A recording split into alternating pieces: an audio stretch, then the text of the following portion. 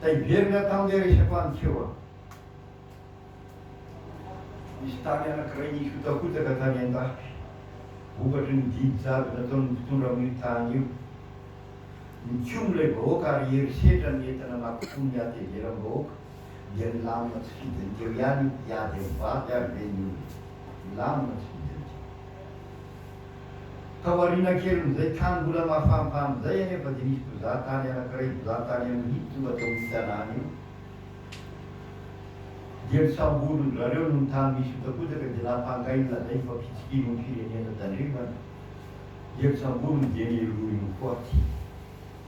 Ary rehefa nafatotra teo amin'ny moko zay itifirana azy, tamborona ny vahoaka sy ny miaramila mpamaro baiko fotony hamonina io rangaha io.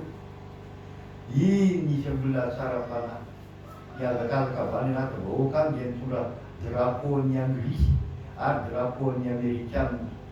Miazakazaka namaky ny vahoaka izy ka narafiny reraka teo fatorana teo ny sainam-pirenen'ny Amerikanina sy ny sainam-pirenen'ny Anglisy ary dia niataka izy ka nalaza hoe io zao razahanareo fa tsy nisy samy kitika raha afaka raha maina iza moa io teo amin'ny photo io zatenao io ary iza le rangaha Kristina anafiny lamba pahamarina ka rehefa hita eny amintsika ny pahamarina ny Kristy miala may iza le mpampitin'Andriamanitra fa Andriamanitra ny manamarina azy. Alleluia, Andriamanitra ny manamarina iza no nametaka Kristina fa nanaiky mifaty izay aby ny etoanao zany zavatra ataon'ny Andriamanitra.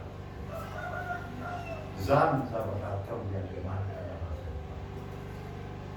Ka ho an'ny olona mino fa tenin'Andriamanitra ny baiboly ka ho an'ny olona vonona ho tarem-panahy marina katony zavatra voasoratra ao anatin'ny baiboly dia mora aminy zany satria tsy izy fa Andriamanitra ny manao azy. Andriamanitra ny manao. Ndreo atsika rahalasa vavaka fanakanana sy misy mifampitondrambavaka ny zava-dehibe. Mifampitondrambavaka ny zava-dehibe. Atolotra ny andro amin'izao andro ankehitriny zao.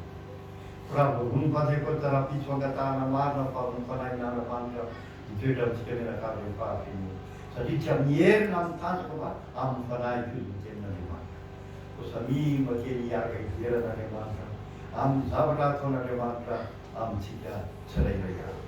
Katroka kely tsy dimy minitra sisa fotoana tsy tebe katroka ny amin'ny le hira ny tsika nanomboka atao le tanam-bovoko iny mivoaka eo ary eo fitsangana nanaovantsika azy ary io nanakasolontsika ny vavaka io.